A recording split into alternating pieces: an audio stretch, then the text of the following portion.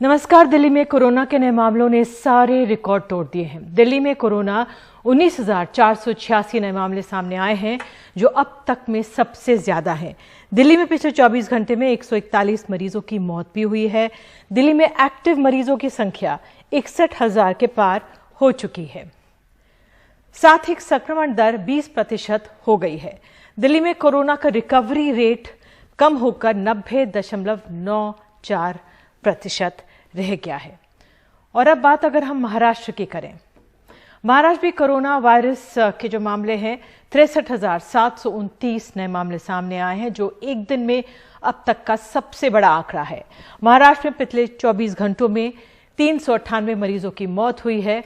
पुणे में 11,047 नए मामले सामने आए हैं और 47 लोगों की मौत हुई है। वहीं मुंबई में 8,803 नए केस आए हैं और 53 लोगों की मौत हुई है। नागपुर में भी 6,300 से ज्यादा नए मामले सामने आए हैं और 23 मरीजों की मौत हो गई है। तो बेकाबू होते कोरोना के चलते इस रविवार को पूरा उत्तर प्रदेश बंद रहेगा। सरकार ने जरूरी सेवाओं को छोड़कर सब कुछ बंद रखने का फैसला किया है। उत्तर प्रदेश में आज भी कोरोना के 24,000 से ज्यादा नए मामले सामने आए हैं।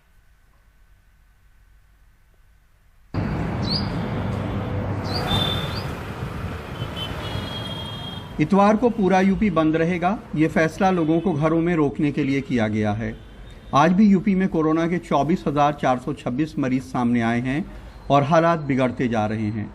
सरकार कोरोना की चेन तोड़ने के लिए ये फैसला कर रही है।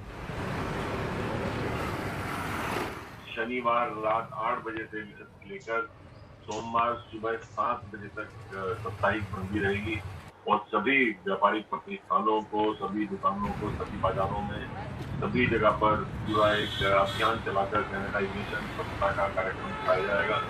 इस दौरान आपातकालीन सेवाएं संचालित होंगी और आवश्यकता अनुसार जागरूकता के कार्यक्रम भी किए जाएंगे।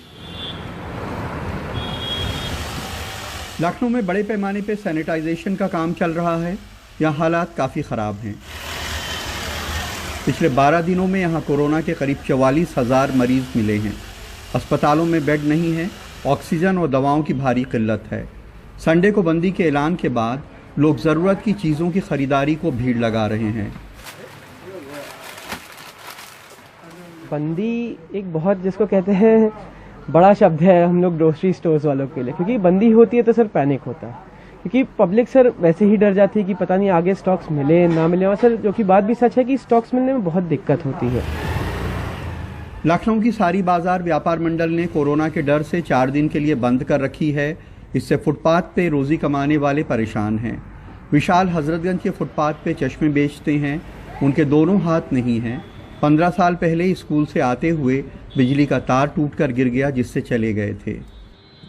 दिक्कत है तभी आए, ना आते ही नहीं। रोज़ कमाने वाले, रोज़ खाने वाले, दिक्कत तो बहुत ज़्यादा हो जाती है।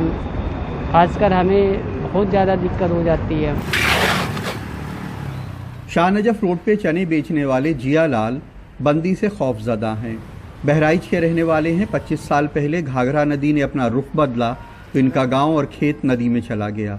तब से फुटपाथ पे लाई चना बेचते हैं। बड़ौदे में खाता है, 22 रुपया खाता पर पड़ा है। अब नहीं दुकानदारी है, साल भर से 1 रुपया नहीं डाल पाए हैं। अब जैसा ऊपर वाला कटिए वैसा काटना धीरे धीरे, क्या किया जाए। लॉकडाउन से तो बहुत डर लग रहा है, लेकिन अब जैसे कैसे ऊपर वाला रखिए वैसे रहना है।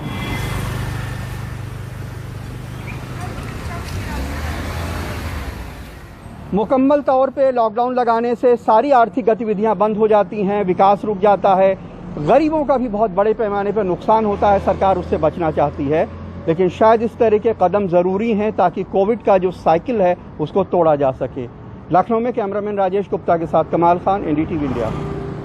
उधर मध्य प्रदेश में अब रोजाना कोरोना वायरस के 10,000 से ज्यादा मरीज मिलने लगे हैं। सरकारी आंकड़ों के मुताबिक 4,000 से ज्यादा मरीजों की जान जा चुकी है, लेकिन शमशानों से जो तस्वीरें सामने आ रही हैं उससे साफ लग रहा है कि सरकार सच नहीं कह रही।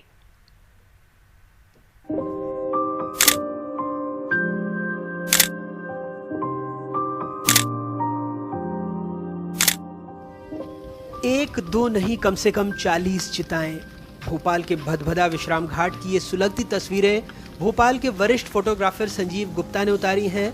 सब की सब कोरोना संक्रमितों की। शमशानों में हालात ऐसे हैं कि अब जगह कम पड़ गई है, लकड़ियां खत्म होने को हैं। लकड़ियां जमाते दाह संस्कार करने वालों के हाथों में छाले पड़ चुके हैं और शवों के लिए अंतिम संस्कार के लिए घंटों इंतजार करना पड़ रहा है। गुरुवार को भोपाल में 112 कोरोना संक्रमितों का अंतिम संस्कार हुआ।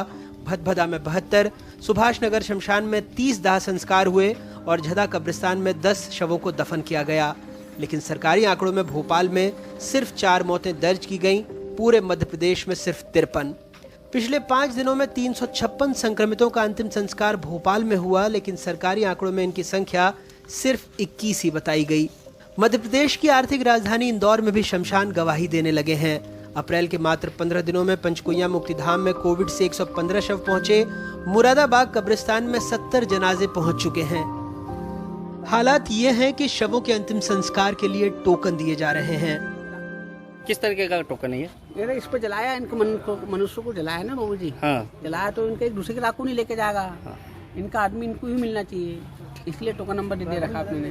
क्या वजह है कि आज जो परिजन बैठते हैं वहाँ पर भी आपको शवदाह करना पड़ रहा है? सर स्थिति ऐसी आ गई कि जगह ही नहीं बची उधर भी। अब वो उधर भी सब संस्कार हो रहे थे, इधर भी खड़े थे, एक के पीछे एक खड़े हैं।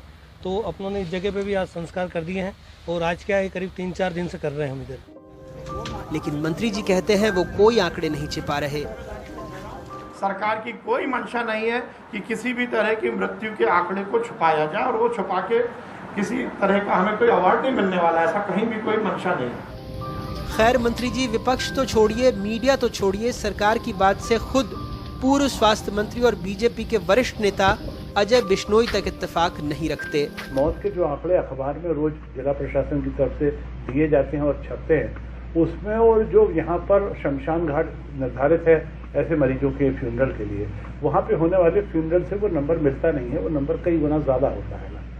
मेरा उसमें कहना था कि यदि हम वास्तव में सच सामने लोगों के लेके आएंगे तो लोगों को भय भी होगा और भय के कारण वो सावधान भी होंगे और सावधान होने के कारण हम कोरोना से बच पाएंगे। अब सरकार ही बता दे कि अगर आंकड़े गलत हैं तो कोविड शमशानों में शव किसके हैं। जनता से भी अपील है, ये तस्वीरें बेहद भयावह हैं, इसलिए कम से कम अब संभल जाइए। सरकार चाहे लाख छुपाए, लेकिन मध्य प्रदेश में मुर्दे कोरोना से हो रही मौत के आंकड़ों का सच उगलने लगे हैं। मकसद किसी को डराना नहीं, सिर्फ ये बताना है कि हालात कितने भयावह हैं और सबको संभल कर चलना होगा। जबलपुर से संजीव, इंदौर से समीर, हेमंत और भोपाल से कैमरा पर्सन रिजवान खान के साथ अनुराग द्वारी, NDTV इंडिया।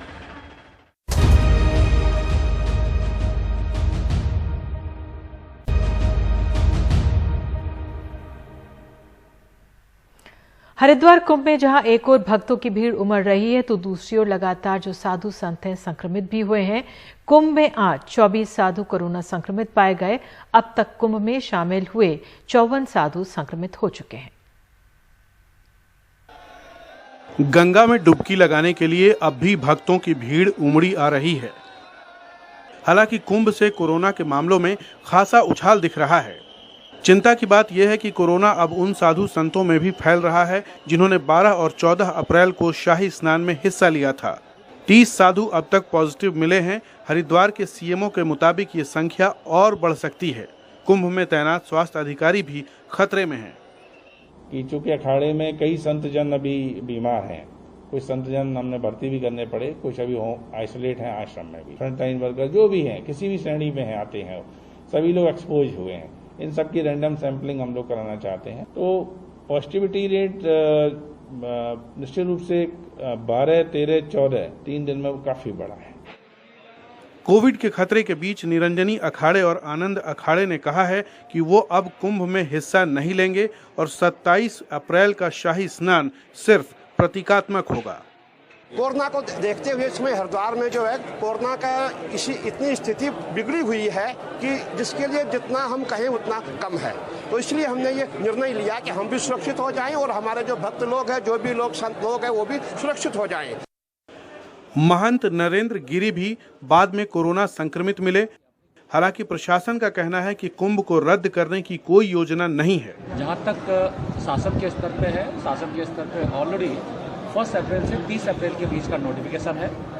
जिस परिस्थितियों में अगर कोई चेंजेस आता है तो वो चेंजेस अभी फिलहाल शासन स्तर पे अभी कोई निर्देश नहीं आया है। बॉर्डर्स पे भी अब काफ़ी सख्ती से चेकिंग कर रहे हैं। जो बाहर से लोग आ रहे हैं, विशेषकर ऐसे राज्यों से जहाँ पर संक्रमण ज़्यादा है। इस बीच कोरोना के बढ़ते मामले देखते हुए उत्तराखंड सरकार ने केंद्र से 10,000 रेमडेसिविर इंजेक्शनों की मांग की है। हरिद्वार से दिनेश मानसेरा के साथ अक्षय डोंगरे, NDTV इंडिया।